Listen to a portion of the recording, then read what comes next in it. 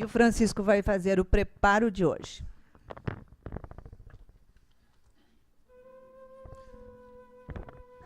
Boa noite a todos. O preparo hoje é o número 99 do livro Vida Feliz, psicografado por Divaldo Franco, da nossa querida mentora Joana de Ângeles. Os violentos terminam por exterminar-se uns contra os outros, ou cada qual por si mesmo. A atitude de paz resolve qualquer situação beligerante, se o amor comandar os contendores. Toda reação para cessar deve ter sustada a causa que a desencadeia. Se esta é a violência, somente o seu antídoto, a prudência, conseguirá fazê-la passar. Uma pessoa pacífica acalma a outra. As duas alteram o comportamento de um grupo. Este pode modificar a comunidade e assim por diante. Faze a tua parte, vencendo a violência. Eu hoje à tarde tive o prazer de assistir a palestra da Deusa, em que ela falava de amar os vossos inimigos, né? E num determinado momento ela falou assim da nossa ignorância em gerarmos a violência, o mal, porque nós somos os primeiros a sermos atingidos, a sermos contaminados, né? E aqui Joana já nos fala do autoextermínio, que a violência nos leva a isso. Então é um ato de ignorância, porque a gente está fazendo mal a nós mesmos, é a primeira pessoa que a gente faz. Então a gente tem que mudar essa ação, né? Porque isso só nos traz momentos infelizes e obsessões. Se queremos mudar o mundo, eu acho que comecemos por nós, né? E até mesmo nas pequenas ações, na questão do trânsito, na questão da divisão dos posts que nós recebemos pela internet, tantos posts agressivos, principalmente de política, não repassando, sem pensar, como aqui no filme vem falando, para a gente tentar mudar nossa moral e passar para os nossos descendentes. Então a gente analisar realmente o que nós estamos passando, buscarmos sermos mais pacíficos, né, para melhorarmos o mundo. Não esquecer duas grandes lições que o Mestre nos deu, que ele fala que bem-aventurados os mansos, porque eles herdarão a terra, e bem-aventurados os pacíficos, porque eles vão ser chamados filhos de Deus. Uma boa palestra a todos.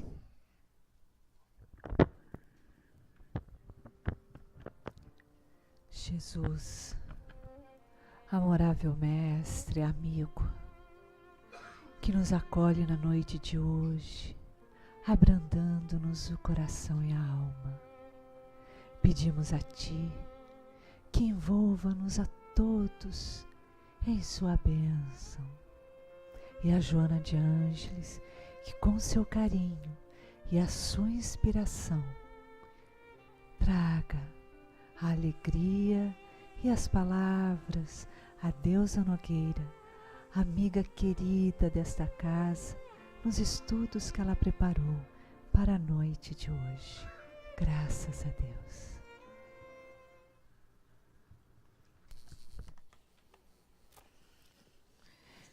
Meus irmãos, meus amigos, que Jesus nos abençoe. Que nós iniciamos sempre trazendo o abraço de nossas casas espíritas, Centro Espírita Leon Denis, Centro Espírita Fraternal Teresa d'Ávila, nesse momento em que o Evangelho nos convida a pensar um pouco quanto a não saiba a vossa mão esquerda o que dê à direita. Isso tem que ter uma explicação histórica, né? Porque naquele momento, e nós como descendentes dessa civilização hebraico-cristã, o canhoto, e até isso no Nordeste ainda prevaleceu durante um tempo, na década de 30 e 40, canhoto era do diabo. Era isso. Do canhoto, do esquerdo, né? Pois é, essas confusões com a esquerda, mas fechamos o parêntese. Então, canhoto era a questão do diabo, né? Então, em função disto, muitas criaturas canhotas eram forçadas de uma forma cruel a usar a mão direita. E no nosso Brasil, então, começou até a haver uma Abracan, que era a Associação Brasileira dos Canhotos, né? E, na verdade, da década de 60, 70 para cá, é que se começou a pensar, por exemplo, em tesoura para o canhoto. Já viram como é que é? Meu marido é canhoto, ele corta com a mão direita, né? E artista tem que ser um corte preciso. Por quê? Naquele momento não havia tesoura. Instrumentos musicais, violão, por exemplo. Aí tinha que trocar as cordas todas, quer dizer, uma falta de respeito. Então, vamos pensar, na época de Jesus, então, o canhoto era o canhoto, né? Tanto que tem isso, né? Do lado esquerdo os bodes e do direito as ovelhas. Então, do lado esquerdo, tá mal. Tá mal, né? Era isso. Então, tá aí, não saber a mão esquerda o que faz a direita, é dessa questão, só pra gente entender, né? Porque muita gente vai fazer com a mão esquerda, né? E tem gente que não vai nem usar as mãos, vai usar os olhos, vai usar a boca, vai usar os pés, vai usar a inteligência nas múltiplas formas como se apresenta, né? Vai usar a intenção, vai usar a prece. Então, é só para a gente entender, contextualizar, para não ficar isso muito claro. Porque já tem até uma historinha, e o Simonete nos conta, né? De alguém que trabalhava sempre com uma luva na mão esquerda. Mas por que você trabalha sempre com uma luva? É para a mão esquerda não ver o que faz a direita. Você vê que coisa, né? Ao pé da letra, fazendo essas coisas, né, gente? Quer dizer, tem essas situações do culto exterior. Então, a lição nos fala, essa lição é fantástica, os infortúnios ocultos. E antes de falar da lição, né, essa página, embora seja colocada, não tem uma assinatura, né, tudo isso, mas o evangelho, o estudo evangélico, nos leva à conclusão da autoria dessa página. A autoria dessa página é um espírito amadíssimo, a Condessa Paula, que está lá no céu e inferno, na classificação dos espíritos felizes. E essa lição, ela vem quebrar certos paradigmas, sabe por quê? Eu acho que para ser evoluído, eu tenho que ser bem pobre, mas bem pobre mesmo, sabe? De ter vontade de comer um milho, né? E só conseguir um grãozinho. Bem pobre. Que não tenho o que comer, não tenho o que vestir, não tenho o que calçar, né? Isso eu vou ser um bom espírito assim, né? Bem pobre. Sem nenhuma fortuna, e tem que ser muito infeliz. Quanto mais infeliz eu for, mais evoluído. Então, muita coisa, né? Dificuldade de relacionamento, dificuldade de emprego, dificuldade nos conflitos, tem que viver num ambiente conturbado. Isso é que vai me levar a ser um bom espírito. Aí, Condessa Paula põe tudo isso por terra. Ela era uma condessa, quer dizer, alguém com uma posição social elevada, vivia muito bem com o marido, é uma outra coisa, né? Ainda mais médio, aqui não. Mas eu descobri, sabe, assim como tem um Leon Denis lá em Marte, tem um Seja em Netuno, sabe? Então, lá no Seja de Netuno, tem gente, principalmente médio, que acha que é bom médio, sabe por quê? Porque os obsessores atacam o parceiro. Aí o parceiro atacado, né? Aí eu fico sendo um médium excelente, porque o negócio está muito ruim. Aí, então, quanto mais conflito eu tiver, melhor médium eu sou. Ó, ela se dava muito bem com o marido. Tinha uma frequentação social, cumpria os deveres sociais. Tinha uma casa arrumada, tudo muito bem, né? Empregados, muito empregados. E o evangelho diz que ela tinha até fornecedores. Ué, mas como é que uma mulher dessa vai ser classificada como espírito bom? Pois é, né? Pela forma como ela se portava diante do que Deus, através da lei da vida, lhe concedera. Porque a questão é essa, gente. Eu vou largar tudinho que eu tenho para seguir Jesus. E aí o Livro dos Espíritos fala que tanto a avareza quanto a prodigalidade exagerada são dois vícios. Gastar dinheiro à toa é vício. E na época que o Livro dos Espíritos falava, não havia estudo sobre compulsões, não. Mas compulsões tem os gastadores anônimos, né? Tem essas coisas todinhas, né? A criatura vai, e muitas vezes ela quer se desfazer daquilo que pode parecer para o outro que ela é feliz. Porque é muito melhor eu ser... Tem gente que acha, né? Que é melhor ser coitado do que ser amado. Ou para ser amado tem que ser coitado. Então a criatura cria ao redor dela um esquema de infelicidade. Então, a nossa Condessa Paula vivia assim. Mas esta lá no céu e inferno, ela tratava os criados com humanidade. Ela jamais, olha que coisa interessante, atrasava um salário. Né? Sabe aquele negócio? Esse mês eu vou ter uma festa. Aí você não se importa de eu só pagar você no outro final de semana? Aí a pessoa, como não quer perder o emprego, como não pode perder, fala assim, tudo bem, ó, não esquenta, comigo não tem problema. Mas sai com a cabeça assim, né? Essas questões. E não atrasava também os fornecedores, tendo em vista, né, que naquele momento, é interessante, o céu e o inferno falou naquele momento, né? Se a gente pode colocar a teclinha atualizar.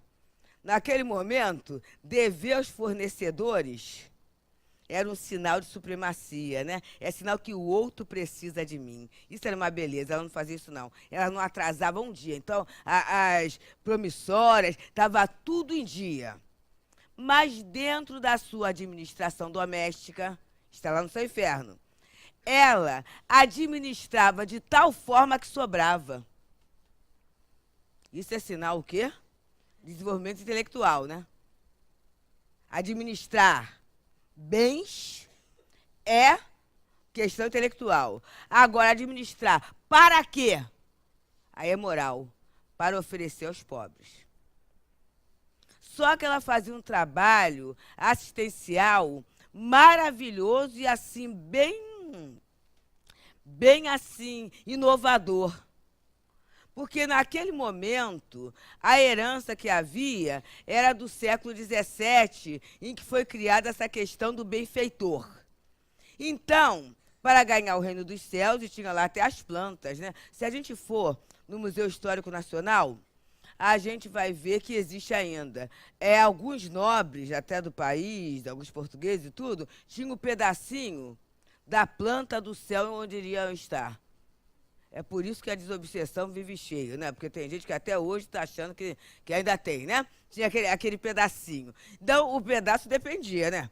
Se eu desse aquele valorzinho, seria um kitnet, um conjugado, né? Mas se eu desse muito, eu poderia ter um sítio, uma fazenda, um espaço muito grande. Só que para ganhar o céu, além de dar o dinheiro, eu tinha que ter... Aliás, eu poderia dar o dinheiro para os outros fazerem as boas obras. Mas se eu fizesse também boas obras, era melhor. E aí, para haver o benfeitor, tinha que haver o miserável. Daí o grande interesse da miséria se estender, porque como é que eu vou ser bom se não houver o miserável? Mas a Condessa Paula já possuía uma ideia daquela lei de Deus, da consciência, da lei de igualdade. O que é bom é para todo mundo. É isso. De uma justiça social. Então, o que ela fazia? É claro que na casa dela, na frequentação do meio social em que ela estava engajada, ela tinha uma certa apresentação.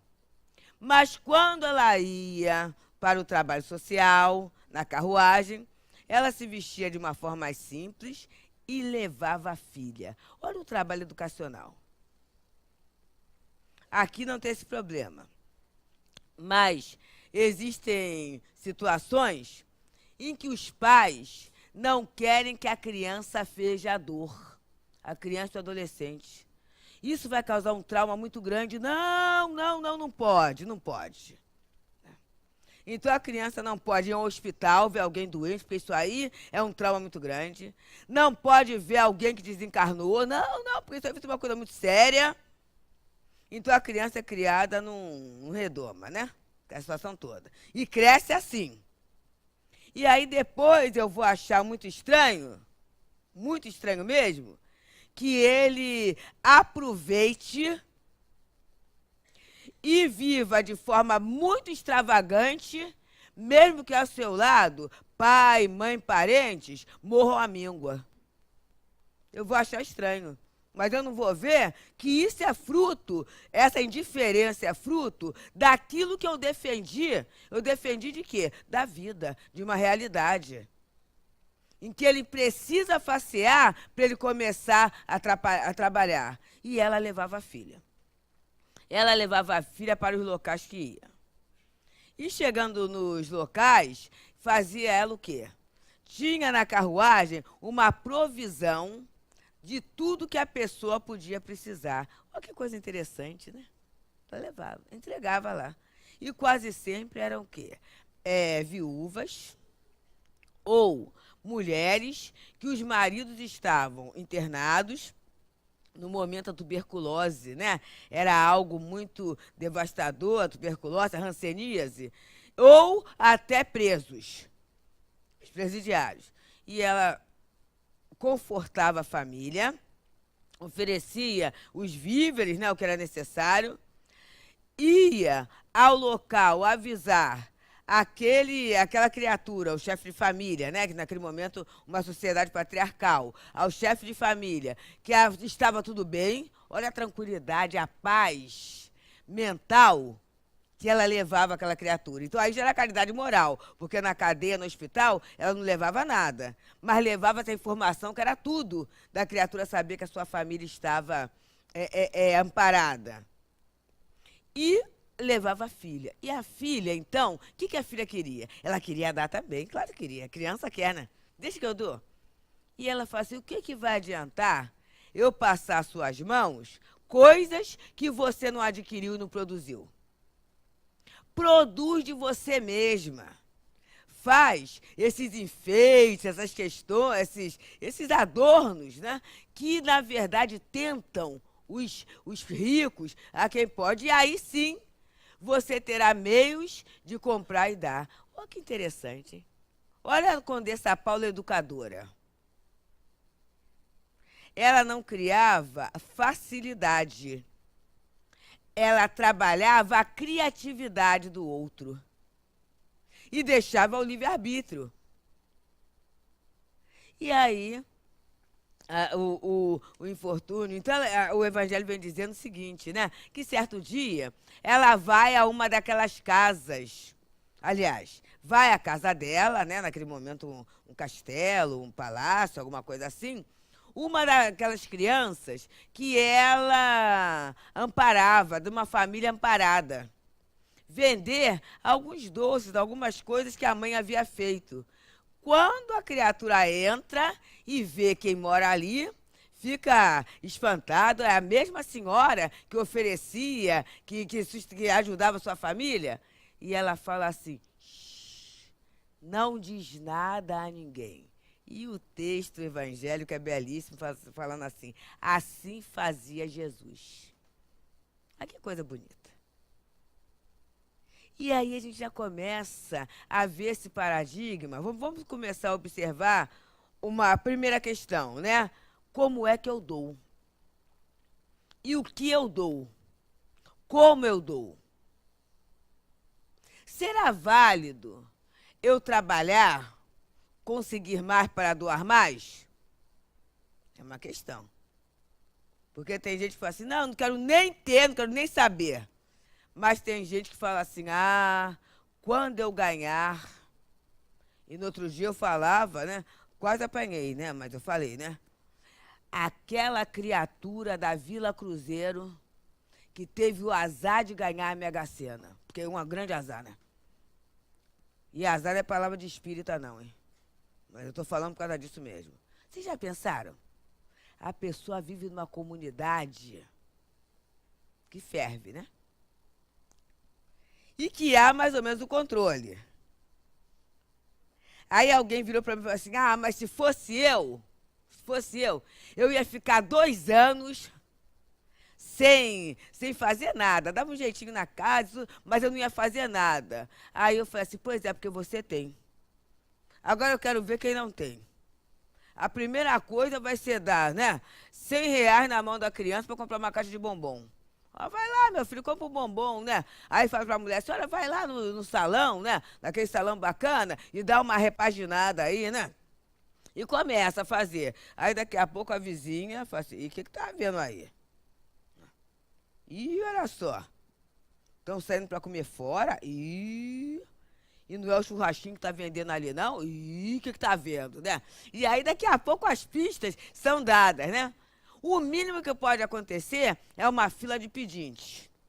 E o máximo que pode acontecer é o comprometimento da segurança pessoal e dos familiares. Então, eu tenho que saber para que eu quero ganhar. Eu tenho que começar a fazer uma avaliação como é a minha vida. Como é a minha vida. E na obra Psicologia da Gratidão, é muito importante a gente começar a meditar e a agradecer o que tem nos sustentado na caminhada. Porque na outra obra Plenitude, eu falei isso ainda há pouco e está muito claro, a Joana de Ângeles fala num tipo de sofrimento, que é o sofrimento pela incompletude. Que sofrimento é esse? Ao invés de eu agradecer o que eu tenho, eu sofro por aquilo que eu não tenho.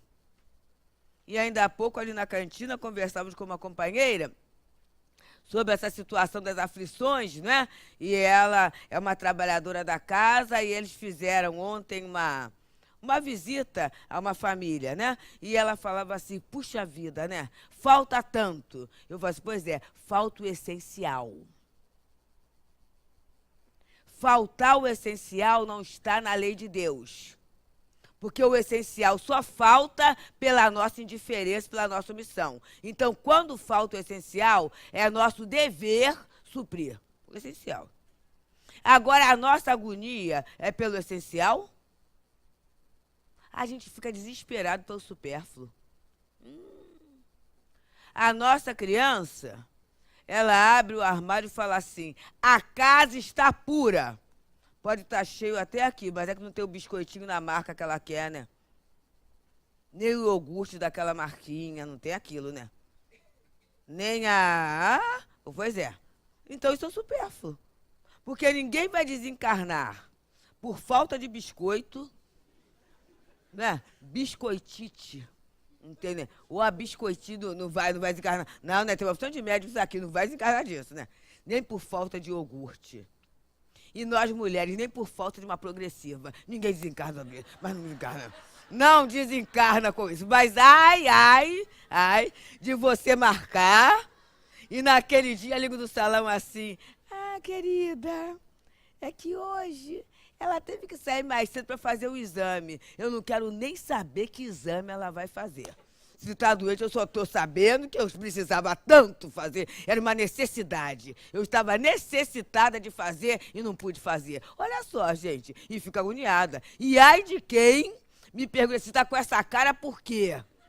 Não se perguntar isso, pronto. Aí vai acabar a situação. Olha que coisa esquisita, né? Isso é essencial, gente. É o supérfluo. Tenho direito? Tenho direito. Não há dúvida. Se a vida me permite esse acesso, eu tenho. Mas eu tenho que perguntar até que ponto o meu supérfluo não mexe com o essencial, ou não limita o essencial, às vezes, de quem está dentro da minha casa, de um parente. De um parente. Muitas vezes acontece isso. Eu quero ganhar mais para quê? Eu tenho que ver. Eu quero ganhar para ajudar. Tá bom. Então, eu estou vivendo, né? Estou vivendo assim. Aí eu vou ter um acréscimo de não sei quantos mil. Então, isso aí tudo vai ser transformado em quilos para a obra social. Claro. Eu não quero trabalhar para ajudar? Não, mas aí não é assim, né? Porque aí no posto que eu estou, eu vou ter que trocar isso, vou trocar o carro, tenho que trocar a casa, tenho que... Aí eu começo a criar uma série de coisa. Aí daqui a pouco, eu vou dar até menos... Aqui não é o caso daqui, não. Tá? É uma questão de Netuno. De Netuno, que não acontece, não. Então, eu daqui a pouco eu vou dar menos do que eu dava. É esquisito, né? Mês de janeiro. Como é que eu posso colaborar com o centro se eu tenho IPTU, IPVA, eu tenho tudo isso, né? Mas quem tem fome, o estômago fala assim, não, vou parar agora, esse mês, eu vou entrar em greve, né? Eu não vou funcionar, porque o pessoal vai ter que pagar tudo. Em fevereiro volta a funcionar ou depois do carnaval. Não existe isso. Percebemos, meus amigos? Então, quando a gente faz esse paralelo com a Condessa Paula, é porque ela é um espírito superior, porque ela teve a exata medida do limite. Ela não se privou, não viveu uma vida mesquinha, não viveu isso, mas ela sabia administrar tão bem, por quê? Porque ela percebia que havia necessidade do essencial, que ela, com inteligência e boa vontade, ela poderia proporcionar ao outro. É isso. E a gente estuda o Evangelho, não é para aplaudir, falar que beleza, vou converter, Santa Condessa Paula, orai por nós, não é para isso não. É para a gente começar a ter determinados paradigmas, né? Para nos movimentarmos. Por quê, gente? Observa a felicidade desse espírito. E o que nós mais queremos é vivenciar a felicidade. É claro que sim. Todo ser humano normal quer ser feliz. Quem não quiser ser feliz, procure a doutora Anise. Né? Porque é uma patologia muito séria. Né? Então, eu queria ser feliz. Como é que eu vou ser feliz? Cumprindo a lei de Deus, mas deve ficar muito distante. E quando a gente tem esses companheiros, né, que conseguem no contato com o outro, de uma forma simples, observa, ela não fez nada sacrificial. Ela não deixou de comer para oferecer ao outro. Ela viveu uma vida normal, mas pensando que estava vivendo. E aí é uma outra questão. Pensar a nossa vida, gente. Não dá para a gente chegar no sábado, último dia da semana, e falar assim, a semana passou tão depressa que eu nem vi. O que eu aprendi em uma semana? Eu tenho que pensar. O que ficou em uma semana? E vamos pensar o que ficou em termos de inteligência, porque a lei é do progresso, a lei é essa. E o que ficou em termos de sentimento? Porque, às vezes, a gente passa uma semana inteira sem agradecer a Deus pela presença de alguém em nossa vida. Familiar mesmo. Aí, quando desencarna, a gente fala assim, como é que vai ser agora eu sem você? Pois é. Mas a gente teve uma semana inteira para agradecer a Deus, né? Para fazer um afago. Agora mesmo temos nessa semana o Dia dos Pais. Mas acontece que, ainda mais em casa de Joana, a questão de pai e mãe é muito complicada. Não, todos nós, né? Tem essa situação, né? Eu sou assim porque se eu tivesse um pai e uma mãe diferente, aí sim eu seria uma beleza. Meu Deus do céu. Questiono mesmo os erros que tiveram. E a gente deve ter lucidez que até para questionar o mau pai que eu tive que renascer. Eu tive a oportunidade de ter todo um conteúdo acadêmico, humano, espiritual, emocional, para poder fazer a avaliação. Então, está lá no SOS Família, a Joana nos diz, né? A bênção da reencarnação é um recurso inafiançável. Mesmo aqueles pais que nos tiveram e nos jogaram, merecem nossa gratidão. Será que eu estou pensando nisso? Tem que pensar, né? Tem que começar a trabalhar isso. Porque isso é o sentido da vida. Não dá para viver de qualquer maneira. Não dá para deixar o tempo passar. Não dá para matar tempo. Não dá para isso, não. Olha a Condessa Paula. Poderia ficar lá deitadinha, com certeza, né? Pela condição dela. Ela fazia o quê? Arrumava a carruagem e ia lá. E devia pagar hora extra pro cocheiro, né? Devia pagar, porque ela era justa, né? Devia dar algum agrado pro cocheiro, que era o horário fora. Pegava a carruagem, arrumava tudo, ia trabalhar. Ia dar um momento assim. Casa espírita parece uma coisa. Tem um amigo nosso, um grande amigo, amado, e ele falava assim: vou criar um sindicato. SME, Sindicato dos Médios Explorados. Isso era em relação ao Leão Denis, né? Porque eu nunca vi pedir tanta coisa. Gente, não pede, não. A Casa Espírita oferece. Pegue quem quiser. E se a gente não pegar, por isso é que eu pego, né? Porque daqui vem muita gente mais competente, pega, e eu perco a chance. Porque quem perde a chance é a gente. Vamos ter essa ideia. Por mais que nos achemos, tá? Nós é que necessitamos do trabalho, do contato. Nós necessitamos. O trabalho é prêmio que nos é oferecido. É isso. Quando se fala em obra social, a gente não tem noção. E não estou falando com figura de expressão oratória, nada disso, não. Estou falando com sentimento meu. A gente não tem noção o quanto, às vezes, a gente está de pé, graças à prece de um chamado beneficiário. Que naquele dia, porque a gente ofereceu uma caneca de leite e olhou nos olhos e deu bom dia, aquilo ficou gravado na cabeça dele, porque nunca ninguém olhou daquele jeito para ele. Ficou gravado. A gente não tem noção o quanto a gente é sustentado por aquela quentinha. Aquela quentinha.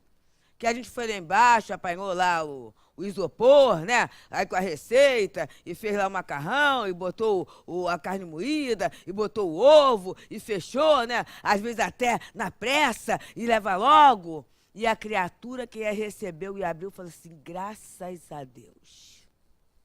Hoje eu não vou precisar me drogar tanto, porque alguma coisa vai preencher o meu estômago. Esse graças a Deus é uma voz que vai ecoar e vai nos encontrar, estejamos onde estivermos. São essas questões, gente. E se eu não fizer? E se eu não quiser fazer? Ninguém é obrigado. Mas eu vou perder essa chance de viver antecipadamente uma felicidade moral que os bons espíritos já vivem. Mas que a gente, enquanto espírito imperfeito, né, muitas vezes vive o quê? Uma conturbação. Já perceberam, meus irmãos, quanta queixa? É muita gente se queixando. É muita gente reclamando. É muita gente exigindo, é muita gente se envolvendo numa confusão danada e tendo atitude mais confusa. Aí, no outro dia, ia eu para casa da minha tia e vi uma criança, esse menino, ele está numa escola que é de creche, tudo isso, então ele tem no máximo 5 anos, né? Porque ali começa uma pré-escola, né? 5 anos. E ele ia com a mãe. E a mãe falava assim, não vou falar o nome dele, né? Porque ele pode estar, as crianças estão na internet, eu não sei, né? De repente pode, sei lá. Então ele falava assim: fulano, eu acho bom você contar direitinho o que aconteceu. Conta logo, não fique enrolando não, meu filho, porque isso complica muito. Conta direito o que você fez, porque se você não contar, eu vou punir você. Você vai ficar de castigo lá, eu vou ter que contar você de castigo. Conta logo. E aí o garotinho virou e falou assim: quer dizer, mãe, que você quer que eu faça uma delação premiada? Olha, gente, eu saí correndo, entrei numa loja de produtos naturais para rir lá dentro, que eu não podia rir na frente da criança. Olha só, um negocinho, né? Quer dizer, na minha visão, era um negocinho, quer dizer, era um negoção no corpinho, né? O corpinho era pequenininho. Mas olha a associação, por quê? Essa criança, reencarnada nesse momento histórico, ele está impregnado dessas questões, olha só.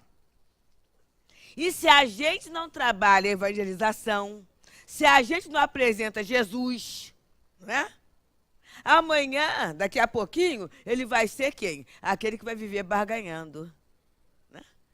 Aí vai barganhando, troca favores, né? E a situação toda, e acha que a vida é isso. Então, o contato, a caridade, né? A movimentação, ela é sobretudo para nós. E aí ele fala aqui em infortúnios ocultos, gente. Olha só. Tem a necessidade do alimento. Mas não é só isso, não. O poeta já falava, a gente não quer só comida, não é isso? Não é só isso, não. Então, aprender a olhar no olho do outro para saber o que ele precisa além daquilo. Minha mãe, de forma assim, muito simples, né? Há um tempo atrás foi alguém, ela mora no subúrbio, então ainda tem aquela situação das pessoas que vão oferecer coisas, né? E aí foi alguém oferecer um jogo de panelas. E a pessoa botou assim, né? A maior, fez aquele joguinho, aquele conjuntinho, né? Foi para vender aquilo. E ela viu aquele moço bater e falou assim, ah, senhora, né? Será que pode comprar? Eu não vende nada. Contou lá a história dela. E ela mesmo, sem precisar, ela comprou a panela. Ela falou assim, ah, tão baratinho, comprou. No que ela entra com a panela, ela falou assim, aí eu senti, minha filha, que não era só aquilo. Eu olhei pro moço e falei assim, não é só isso que ele quer. Aí eu olhei para ele e falei assim, vem cá, moça, vem cá, moço. O senhor já almoçou? O senhor quer almoçar? Aí ele abriu o olho assim, né? Assim, então espera um pouquinho. E aí ela botou, a parte encarnou, né? Ela assim, eu botei um prato que seria aquele maior do que o seu pai, né? Separei as coisas e botei lá nas travessas tudo. E ele comeu muito. E aí, quando eu estudei Infortúnios Ocultos, eu lembrei disso, né? Porque nem sempre aquilo que a criatura está gritando, está apresentando, é a dor legítima. Muitas vezes aquilo é só uma aparência para mostrar um sofrimento muito maior que apenas as almas mais sensíveis conseguirão penetrar. Sim. É isso, né? Não precisa nem ser tão sensível para a gente penetrar isso. Então, a gente tem que ver isso, né? Essa dor calada. Essa dor calada que nos surpreende muitas vezes com a desistência de alguém. Vamos guardar essa palavra? Desistência. A gente olha o suicídio, que é uma coisa muito séria, assim, sob o ponto de vista material, mas além do suicídio, há essa desistência. Vamos estar atentos. Quando alguém começa a abandonar alguma coisa ou a se auto-abandonar, vamos começar a tomar atenção nisso. Vamos prestar atenção.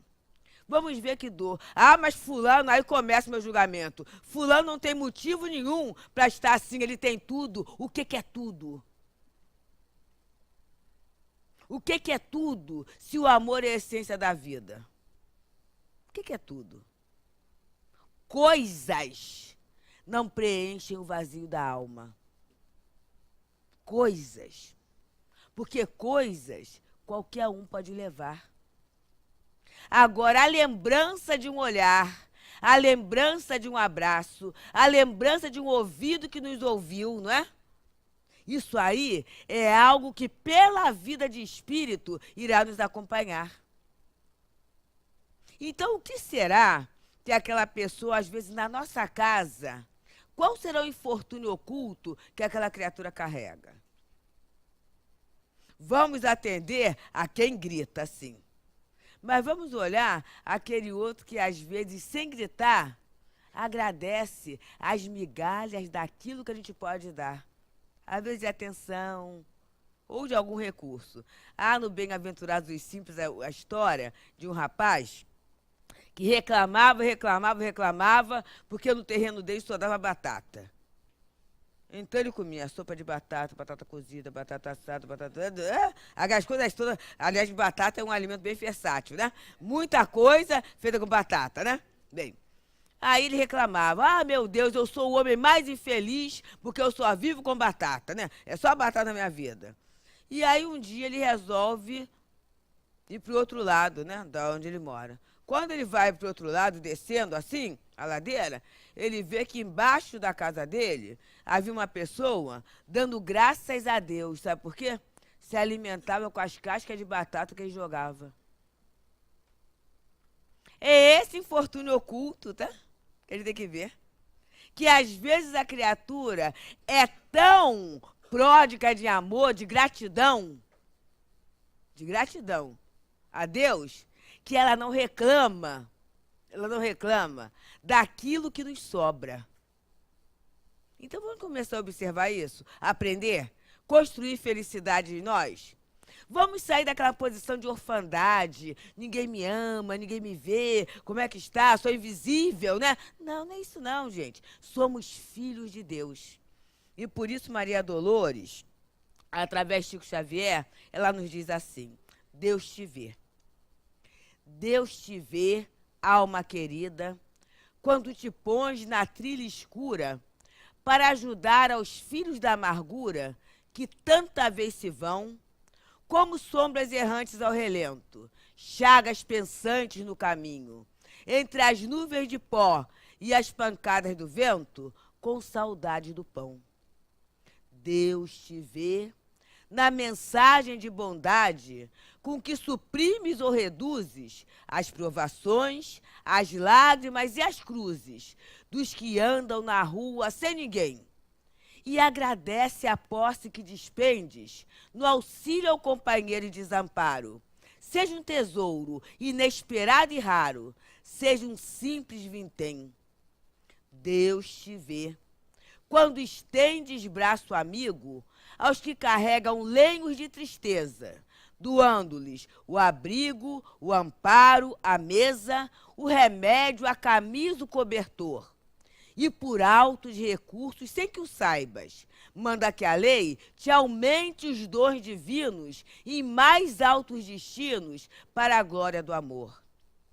Deus te vê na palavra de bondade com que ensinas a senda clara e boa, da verdade que alenta e que abençoa, sem perturbar, sem ferir. E determina aos homens que teu verbo seja apoiado, seja aceito e ouvido com respeito na construção excelsa do porvir. Deus te vê quando acolhes sem revide o golpe da pedrada que te insulta, o braseiro da ofensa, a dor oculta, inferida mortal.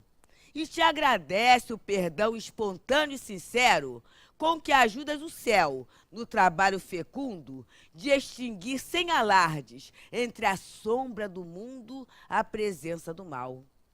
Deus te vê através da caridade. Mas não só isso.